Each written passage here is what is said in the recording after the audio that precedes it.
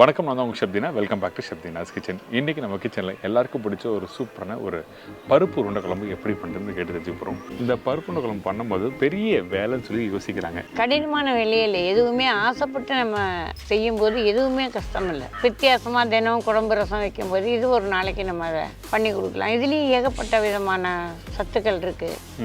சந்தோஷமாக நம்ம பண்ணும்போது எதுவுமே சலிப்பு தட்டாது. இந்த பருப்பு உருண்டை குழம்பு பண்ணும்போது நம்ம என்ன பண்ணுறோன்னா, இது கடலைப்பருப்பு கொஞ்சம் துவரம்பருப்பு சேர்க்குறாங்க. கடலைப்பருப்பு வந்து கொஞ்சம் கடினமாக இருக்கும். ஓகே. துவரம்பருப்பு நம்ம கொஞ்சம் சேர்க்கும்போது சாஃப்டாக இருக்கும். ஸோ அதில் துவரம்பருப்பு. ரெண்டாவது துவரம்பருப்பு ஒரு வாசனை, கடலைப்பருப்போட அது ஒரு வாசனையாக இருக்கும் பருப்புக்கு நமக்கு சாப்பிட. சரி, ஓகே. ரொம்ப ஈஸி மெத்தடில் இன்றைக்கி இந்த ரெசிபி எப்படி பண்ணுறது கேட்டு தெரிஞ்சுக்க போகிறோம். இந்த ரெசிபி சொல்லி தரப்போகிறவங்க யாருன்னா திருமதி தங்கம் மாமி. சமையல் பிடிக்காத பெண்கள் கிடையாது, எல்லா இல்லத்தரசிகளுக்கும் பிடிக்கும். அவள் மனசில் எவ்வளவோ ஆசைகள், நம்ம வீட்டுக்காரருக்கு இப்படி பண்ணணும், நம்ம குழந்தைங்களுக்கு இப்படி பண்ணணும்னு எவ்வளவோ ஆசைகள் வச்சு தான் அவள் பண்ணுவாள். முதல்ல கற்றுக்கும் போது கொஞ்சம் சிரமமாக இருக்கும்.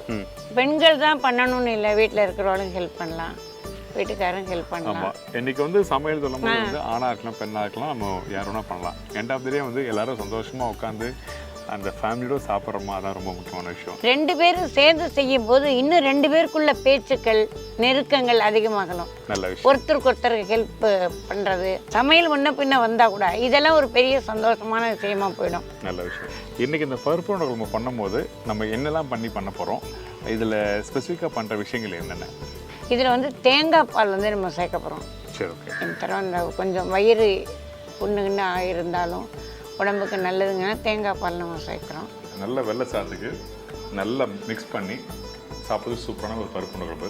இந்த பருப்பு உருண்டை குழம்பு பண்ணும்போது நீங்கள் பர்டிகுலராக பார்த்தீங்கன்னா இதுக்காக வந்து மெனக்கட்டு ஒரு கூட்டு ஒரு பொரியலும் பண்ணோட அவசியமே இல்லை. இந்த மாதிரி ஒரு குழம்பு பண்ணிட்டு ஒரு சாதத்துக்கும் சாப்பிட்றதுக்கு ரொம்ப நல்லா இருக்கும். தயிர் சாதத்துக்கும் வச்சுக்கலாம், ரசத்துக்கும் வச்சுக்கலாம், அந்த எல்லாத்துக்கும் வச்சுக்கலாம். சூப்பர். புரத சத்துன்னு இது பூரா வாரத்தில் ஒரு நாள் 15 நாளைக்கு ஒரு நாள் இதெல்லாம் பண்ணி நம்ம சாப்பிடலாம். உடம்புக்கு அவ்வளோ நல்லது எல்லாமே. சூப்பர். உங்கள் எல்லாருக்கும் பிடிச்ச இந்த பருப்பு உருண்டை குழம்பு, பர்டிகுலராக எனக்கு ரொம்ப பிடிச்ச பருப்பு உருண்டை குழம்பு. ஸோ இந்த ரெசிபி மாமியோட ஸ்டைலில் எப்படி பண்ணுறாங்க அப்படின்னு சொல்லிட்டு கேட்டு தெரிஞ்சுலாம் வந்திருக்கோம். வாங்க நம்ம கிச்சன் போகலாமா? வாங்க. வணக்கம் மாமி. வணக்கம். எப்படி இருக்கீங்க? இல்லை, நல்லா இருக்கோம். நீங்கள் எப்படி இருக்கீங்க? நாங்கள் ரொம்ப நல்லா இருக்கோம். இப்போது இந்த பருப்பு உருண்டை குழம்புக்கு தேவையான பொருட்கள் பார்த்தலாமா? பார்த்துடலாம். சரி.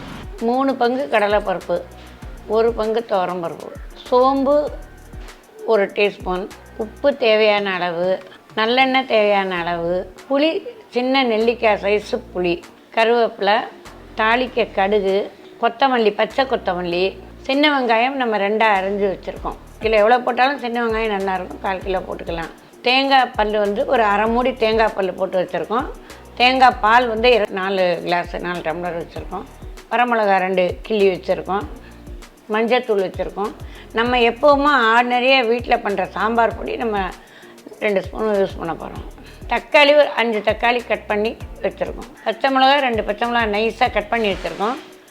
இஞ்சி 1 துண்டு, பூண்டு 10 பல் அரைச்சி பேஸ்ட் பண்ணி வச்சுருக்கோம். இந்த பருப்பு உருண்டை குழம்பு பண்ணும்போது மாமி சொன்ன மாதிரி அந்த சாஃப்ட்னஸ்க்காக அந்த துவரம்பருப்பு யூஸ் பண்ணுறாங்க, இன்னொன்று அந்த வாசனைக்காக. இப்போ ஃபஸ்ட்டு நம்ம என்ன பண்ண போகிறோம் மாமி?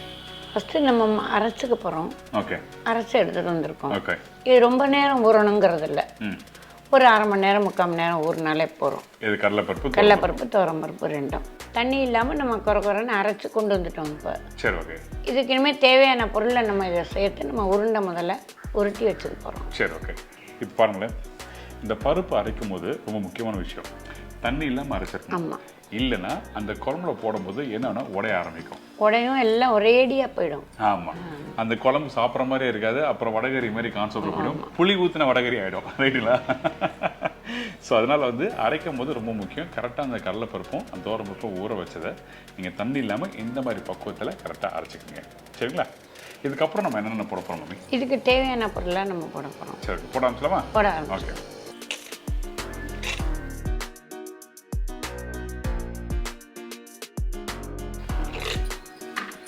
மூணு மடங்கு கடலைப்பருப்புனா 1 மடங்கு துவரம்பருப்பு. ஆமாம், துவரம்பருப்பு கம்மியாக போடுறோம். சரி, ஓகே. இப்போ இதில் வந்து இஞ்சி பூண்டு விழுது போட போகிறோம். சரி, ஓகே. இந்தாங்க இஞ்சி பூண்டு பேஸ்ட்டு.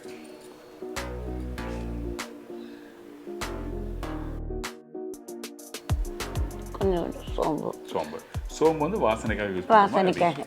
ஓகே. வாசனைக்கு மட்டுமல்ல, செரிமானத்துக்கு போடும். செரிமானத்துக்கு யூஸ் பண்ணுறோம். ஏன்னா பருப்பு வந்து நமக்கு வந்து வயிறு கீறு இது பண்ணாமல் இருக்கணும், மந்தமாக மந்தமாக இருக்கக்கூடாதுங்கிறதுக்காக சோம்பு எப்போவுமே நமக்கு ஜீரணத்துக்கு உண்டானது. நல்ல விஷயம். இதுக்கு பிறகு கட் பண்ணி வச்சுருக்கோம் நம்ம பச்சை மிளகா 2 வாசனைக்கு அது கொஞ்சமாக போட போகிறோம். ஏன்னா இல்லைன்னா பல்லில் பட்ட காரம் தெரியும். சரி, ஓகே. அதனால் நம்ம கொஞ்சமாக போடுறோம். கொஞ்சம் பச்சை மிளகாவும் போட்டு. ஆமாம். அடுத்தது சின்ன வெங்காயம் நம்ம வெட்டி வச்சுருக்கோம். போதுமா, என்ன வேணுமா? போதும். வெங்காயம் வந்து எவ்வளோ வேணாலும் நம்ம போடலாம். போட போட வாசனையாக தான் இருக்கும். ஓகே. இதுக்கப்புறம் இப்போ வந்து நம்ம கருவேப்பிலை போடுறோம். இந்த கருவேப்பிலை, கொத்தமல்லி எல்லாம் போட்டுறோம். கொத்தமல்லி.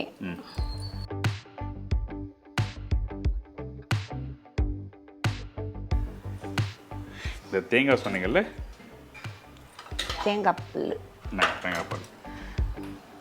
தேங்காவை இந்த மாதிரி பல்லு பல்லாக கட் பண்ணி வச்சுருக்கீங்க. சரி, வெங்காயம் இல்லாதவா இதே போட்டுக்கலாம். போட்டுக்கலாம், ஒன்றும் தவறுது இல்லை. பூண்டு இஞ்சி வேண்டாம்னா அதையும் நிறுத்திடலாம். இதே போட்டுக்கலாம். ஓகே. பொடிசா கட் பண்ணி வச்சுருக்கேன். இந்த தேங்காவை போட்டிருக்கோம்.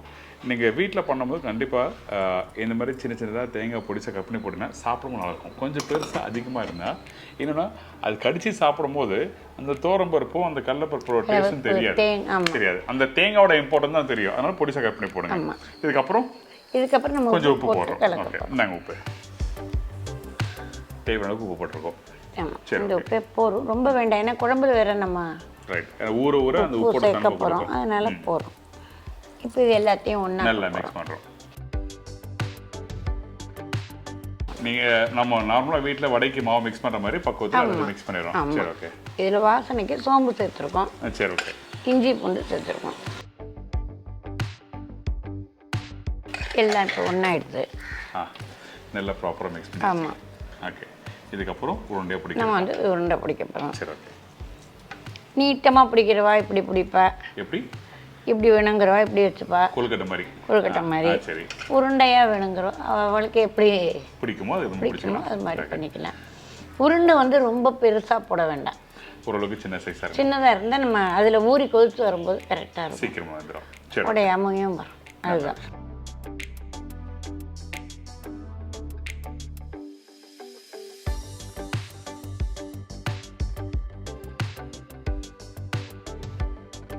உருண்டை ரெடி பண்ணி வச்சிட்டோம். இப்போ நம்ம குழம்பு தாளிக்க போகிறோம். சரி, ஓகே. அதுக்கு வந்து எண்ணெய் தேவை. இப்போ எண்ணெய் தேவை. இப்போ நம்ம யூஸ் பண்ணுறது நல்லெண்ணெய். ஓகே. நல்லெண்ணெய் சூடான பிறகு நம்ம என்ன பண்ணுறோம்? நம்ம வந்து தாளிக்கிறோம். இந்த கடுகு சீரகம் 2 வரமிளகாய் கிள்ளி தாளிக்கிறோம். சரி, ஓகே. இப்போது இந்த மாதிரி உருண்டை குழம்பு பண்ணும்போது புளி சேர்க்கறதுல கொஞ்சம் வெந்தயம் சேர்த்தா நல்லா இருக்குன்னு சொல்லுவாங்க. இப்போ நம்ம வெந்தயம் சேர்க்குறோமா எப்படி? வெந்தயம் சேர்க்கல, நம்ம தான் சோம்பு சீரகம்லாம் போட்டுறோமே. ஓகே. அதனால் வெந்தயம் போடலை. சில பேர் கடுகு போடுவாங்க, கடுகு கூட போடாமல் கூட இவங்க தாளிச்சிருவாங்க. கடுகு மஸ்ட்டு. ஏன்னா அந்த கடுகு போட்ட பிறகு தான் தாளிப்போட வாசனை சேர்த்து சாப்பிடும்போது தான் நல்லாயிருக்கும். அதான் ரொம்ப முக்கியம். அதே மாதிரி இப்போ நம்ம பருப்பு அரைச்சிருக்கோம், அதில் வரமிளகாய் போட்டு அரைக்கல. ஓகே. ஏன்? பாதி பேர் அதுலேயே அந்த பருப்புலேயே மிளகாயை போட்டுருவாங்க, ஊற போட்டு அரைப்பாங்க. நல்லா அரைப்பேன்.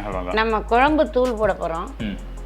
அதில் வந்து நம்ம பச்சை மிளகாய் 2 கட் பண்ணி நம்ம சேர்த்துருக்கோம். இப்போ என்ன சூடாயிடுச்சு? இப்போ நம்ம கடுகு போட போகிறோம். சரி, நாங்க கடுகு சீரகமா? சீரகம் மட்டும். இந்தாங்க.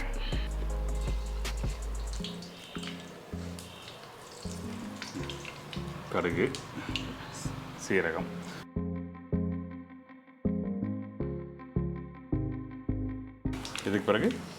இதுக்கு பிறகு நம்ம 2 வரமிளகாய் கிள்ளி வச்சுருக்கோம். ஏன்னா வேறு எதுலேயுமே நம்ம காரம் போடல. ஏன்னா சாம்பார் தூள் போட போகிறோம், அதனால ரொம்ப தேவையில்லையா. அதனால கொஞ்சமாக காஞ்ச மிளகாய். இந்த காஞ்ச மிளகாய் சும்மா 2 தான் சும்மா தான் போடுறோம். ஓகே. அந்த கடுகு சீரகம் அந்த காஞ்ச மிளகாய் நல்லா பொரிஞ்சு வருது. இப்போ கருவேப்பிலை போடுறோம்.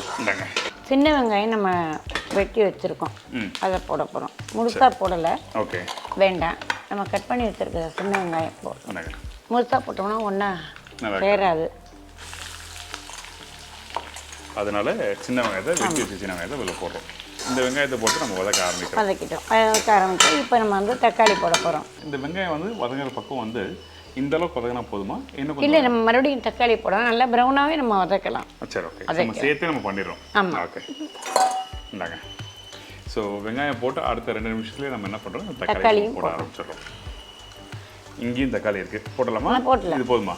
இல்லை, போடலாம். இந்த தக்காளி யூஸ் பண்ணும்போது பர்டிகுலராக வந்து நாட்டு தக்காளி இல்லை பெங்களூர் தக்காளி எந்த மாதிரி தக்காளி வந்து ரெக்கமெண்ட் பண்ணுவீங்க இந்த மாதிரி ரெசிபிக்கு? நாட்டு தக்காளி நாட்டு தக்காளி. ஏன்னா அந்த நாட்டு தக்காளியில் வந்து புளிப்புத்தன்மை கொடுக்கும். புளிப்புத்தன்மை இருக்கும், நீர் சுமந்தம் இருக்காது. இதெல்லாம் நம்ம அறியும் போதே தண்ணியாக இல்லை. ரைட். அதனால தான் நாட்டு தக்காளி நிறைய பேர் ரெக்கமெண்ட் பண்ணுவாங்க. ரைட்டு. நாட்டு தக்காளி கெட்டு போகாது. பெங்களூர் தக்காளிலாம் கொஞ்சம் நமக்கு சீக்கிரம் இதாக. இப்போ இந்த வெங்காயம் தக்காளி ரெண்டுத்தையும் நல்லா வதக்க ஆரம்பிக்கிறோம். புளி வந்து நம்ம ரொம்ப தண்ணியாக இது கரைச்சிருக்கோம். ஓகே. இப்போ ரொம்ப தண்ணியாக இருந்தாலே இப்போ ஓகே. எதுக்காக நம்ம தண்ணியாக கரைச்சி யூஸ் பண்ணுறோம்? ஏன்னா நம்ம பருப்பெல்லாம் சேர்க்க போகிறோம், இதில் வரப்போகிறது இல்லை. ஸோ அதனால தண்ணியை கரைச்சி யூஸ் பண்ணுறோம். தண்ணியாகவே நம்ம வெறும் தண்ணி தான் தண்ணி. இப்போ என்ன பண்ணுறோன்னா நம்ம இதுலேயே மஞ்சள் பொடியும் சாம்பார் பொடியும் போட்டு கரைச்சி அதில் ஊற்ற போகிறோம். போதும். இப்போ இந்த இடத்துல இந்த வெங்காயம் தக்காளி வதங்கி முடிச்ச பிறகு இதுலேயே பவுடர் மசாலா போட்டு அதுக்கப்புறம் புளி தண்ணி ஊற்றலாமா? இல்லை, நம்ம இதில் போட்டு கரைச்சி ஊற்றிடலாம். ஸோ ஈஸியாக எல்லாமே ஒன்றா ஊற்றிடலாம். ரொம்ப ஈஸி மெத்தடில் சொல்லி கொடுத்துருக்காங்க. ஏன்னா சாம்பார் மாதிரிலாம் இது இல்லையே. சரி, ஓகே, டன். என்னங்க மஞ்சள் தூள் எவ்வளோ போடுறோம்? சும்மா கொஞ்சமாக, எவ்வளோ தேவையில்லை. கொஞ்சம் போதுமா? போதுமா? போதும் போதும். இதுக்கு பிறகு 2 ஸ்பூன் வந்து நம்ம சாம்பார் பொடி போடுறோம். அதாவது இந்த குழம்பு தூள் நம்ம அரைச்சி வச்சிருக்கிறது போடுறோம் காரத்துக்கு. இப்போதுமா இன்னொன்று போடணும். போகிறோம். ஓகே. இப்போ உப்பு போடுறோம், கல் உப்பு. ஓகே. போடுறோம். ஓகே. இப்போ இதை வந்து நம்ம எல்லாத்தையும் ஒன்றாக்கி நல்லா கரைக்கிறோம். இந்த மாதிரி கரைச்சி நீங்கள் வீட்டில் பண்ணும்போது அந்த மிளகாத்தூள் வந்து அடிப்பிடிக்காமல் இருக்கும், தீஞ்சும் போகாது. ரைட்டுங்களா? தீஞ்சு போகாது, கட்டி விடாது, நல்லாவே சீக்கிரமாக ஆகிடும். இப்போ இந்த தக்காளி வெங்காயம் நல்லா வதங்கி போச்சு. ஓகே. எல்லாம் நல்லா, அதாவது அந்த வெங்காயம் தக்காளி வதங்கி விட்டோம்னா அந்த கலர் மாறுது, நல்லா வதங்கிடுச்சு. ஓகே. இப்போ வந்து இந்த புளியை வந்து இதில் ஊற்றப்படும்.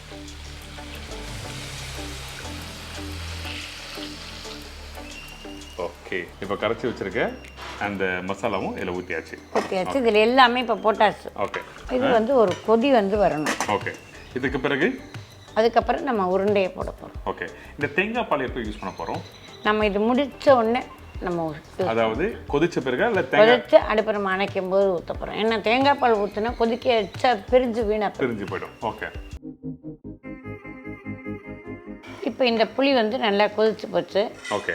சாம்பார் இது புளி வாசனை, பச்சை வாசனை இதெல்லாம் போயிடுது. ஓகே. இப்போ வந்து நம்ம வந்து உருண்டையை வந்து இதில் ஒவ்வொன்றா நம்ம சேர்க்க போகிறோம். இந்த இடத்துல இந்த குழம்பு வந்து திக்கான பிறகு இந்த உருண்டை போடுறோமா இல்லை கொஞ்சம் தண்ணியாக இருக்கும்போது போடுறோமா? இல்லை, தண்ணியாக தான் இருக்கும், நம்ம தண்ணியாக தான் ஊற்றிருக்கோம். ஓகே. எதுக்காக வெறும் தண்ணி? இது எல்லாமே அடர்த்தியான பொருள் இல்லையா, பருப்பு. ரைட்டு. அப்போ தான் சீக்கிரமாக வேகும். அதனால தான் தெளிவாக வந்து கேட்குறானே. இந்த இடத்துல அந்த குழம்பு வந்து நம்ம என்ன பண்ணுறோம், கொஞ்சம் தண்ணியாக இருந்தால் மட்டும்தான் வெந்து வரதுக்கு ஈஸியாக இருக்கும், அதுக்கு ஸ்பேஸ் கிடைக்கும், இடம் கிடைக்கும். ரெண்டாவது உடையாமல் வரும். நமக்கு வந்து இந்த பருப்பினுடைய இதெல்லாம் அதில் போய் சேரும். சரி, ஓகே. இப்போ போட ஆரம்பிச்சலாமா? இப்போ நம்ம வந்து ஒன்று அடுப்பு ஸ்லோ பண்ணிட்டு போடுறோமா இல்லை அப்படியே இருக்கலாமா? அடுப்பு ஸ்லோவில் தான் இருக்குது. இப்போ குழம்பு கொதிச்சுக்கிட்டே இருக்கட்டும். இப்போ நம்ம ஒன்றா சேர்க்குறோம். ஓகே.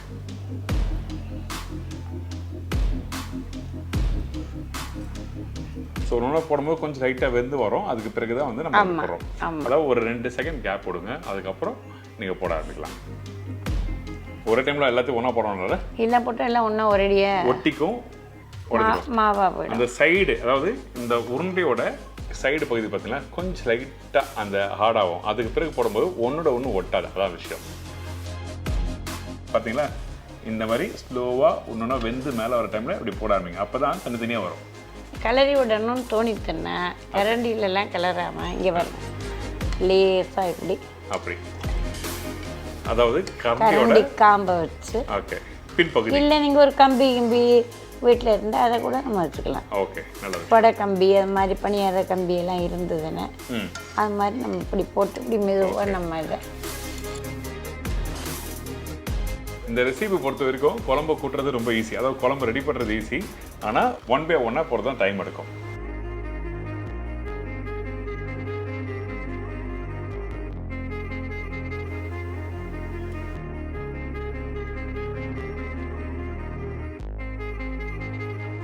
இப்போ நல்லா குழம்பு வந்து கொதிச்சிருச்சு. அந்த உருண்டையும் வெந்து போச்சு, நல்லா வந்துருக்கு, வெந்துருச்சு, உடையாமல் இருக்கு. நம்ம வந்து ஓகே. ஸோ சரியாயிடுச்சு. ஸோ இந்த மாதிரி அப்பப்போ கொஞ்சம் லைட்டாக மிக்ஸ் பண்ணி விட்றோம். அவ்வளோதான். ஓகே. இப்போ இது வந்து எல்லாமே இனிமேல் இது உடையாது, எல்லாமே நல்லா ஆயிடுச்சு. கரெக்டாக வந்துருக்கு. அதே மாதிரி சூப்பராக குழம்பு இல்லாமல் இல்லை, குழம்பு இருக்குது, உருண்டையும் வெந்து நல்லா இருக்குது. இதில் கரெக்டாக இருக்குது. எடுத்துக்காமீங்க ஒன்று.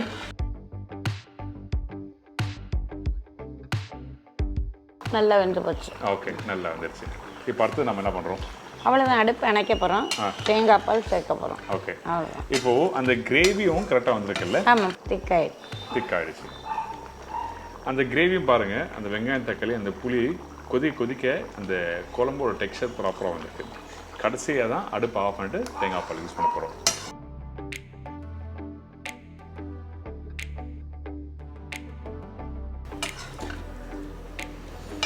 ஊற்றின பிறகு இன்னும் கொஞ்சம் லைட்டாக லூஸ் ஆகிருக்கு. ஆமாம், சரியாயிடும். இந்த உருண்டை இதில் படப்பட உங்களுக்கு வந்துடும். சூப்பர்.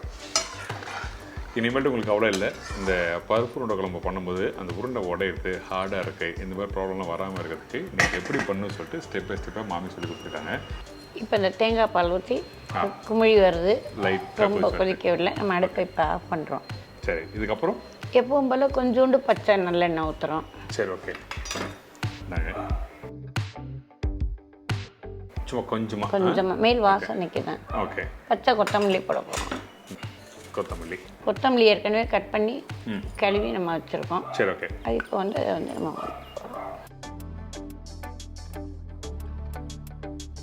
இப்போ இந்த கொத்தமல்லியும் போட்டாச்சு. அவ்வளோதான், இது வந்து முடிச்சுது. இப்போ என்னோட வேலையா? இன்னுமே நீங்கள் வந்து டேஸ்ட் பண்ணுற வேலை தான் உங்களுக்கு. இப்போ இந்த குழம்பு வந்து சூப்பர் ரெடி ஆகிடுச்சு. Really very good.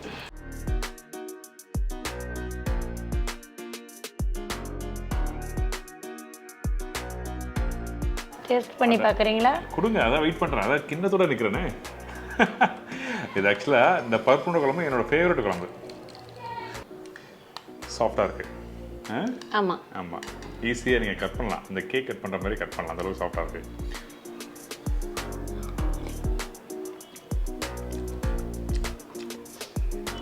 அருமை அருமை அருமை. சூப்பரான பருப்பு உருண்டை குழம்பு. எனக்கு சின்ன வயசுலேருந்து இந்த பருப்பு உருண்டை குழம்பு ரொம்ப ரொம்ப பிடிக்கும். புரத சத்துன்னு இது பூரா வாரத்தில் ஒரு நாள், 15 நாளைக்கு ஒரு நாள் இதெல்லாம் பண்ணி நம்ம சாப்பிடலாம். உடம்புக்கு அவ்வளோ நல்லது எல்லாமே. சூப்பர். இன்றைக்கி இந்த பருப்பு உருண்டை குழம்பு எப்படி பண்ணுற எல்லாத்தையும் தெரிஞ்சிடும். கண்டிப்பாக ட்ரை பண்ணி பாருங்கள். இன்னொரு விஷயம் நோட் பண்ணியிருப்பீங்க, அவங்களோட எக்ஸ்பீரியன்ஸும் உங்கள் கூட ஷேர் பண்ணுறாங்க. என்ன மாதிரி பக்குவத்தில் இந்த மாதிரி பண்ணால் நல்லா இருக்கும்னு சொல்லி தெளிவாக ஸ்டெப் பை ஸ்டெப் சொல்லியிருக்காங்க. ரொம்ப ரொம்ப நன்றி மாமி. நன்றி, வணக்கம். அது மட்டும் இல்லை, நான் இப்போ எல்லா ரெசிபிலையும் வந்து நான் தெளிவாக சொல்லிட்டு வரேன். இப்போ நம்மளோட ஷெஃப் தீனாஸ் கிச்சன் வீடியோவில் வந்து பார்த்தீங்கன்னா ஒரு வாட்ஸ்அப் நம்பர் தரும். அந்த நம்பர் 9445113135. எதுக்காக இந்த நம்பர் தர கேட்டிங்கன்னா, உங்கள் வீட்லேயும் இந்த மாதிரி சிக்னேச்சர் ரெசிபி நல்ல ஒரு ரெசிபி பண்ணுவாங்க, அருமையான ஒரு ரெசிபி கண்டிப்பாக மக்களுக்கு தெரிஞ்சால் நல்லா இருக்கும்னு நினச்சிங்கன்னா அந்த டைமில் இந்த நம்பருக்கு மெசேஜ் பண்ணுங்கள். கண்டிப்பாக என்னோடய டீம் வந்து அட்ரஸ் பண்ணுவாங்க. நான் உங்களுக்கு கண்டிப்பாக கால் பண்ணி உங்கள் வீட்டுக்கு வந்து நான் ஷூட் பண்ணுவேன். எப்பவும் போல் உங்கள் ஃபோன் நம்பர், வெப்சைட் நம்பர், அட்ரஸ்லாம் தரீங்களா? வெப்சைட் இப்போ நம்ம ஆரம்பிச்சிருக்கோம். திருச்சியில் வயலூருக்கு முன்னாடி சோமர்சம்பேட்டில் இருக்கோம். எப்போ வேணாலும் வரலாம், என்ன வேணாலும் நீங்கள் கால் பண்ணி கேட்டுக்கலாம். வெப்சைட் வந்து பெரியாண்டவர் கேட்ரிங் 9443203742. இதே மாதிரி இன்னொரு நாள் இன்னொரு ஊரில் உங்களுக்கு பிடிச்ச மாதிரி ஒரு அருமையான ரெசிபி சந்திக்கிறேன். நன்றி, வணக்கம். See you, bye, take care.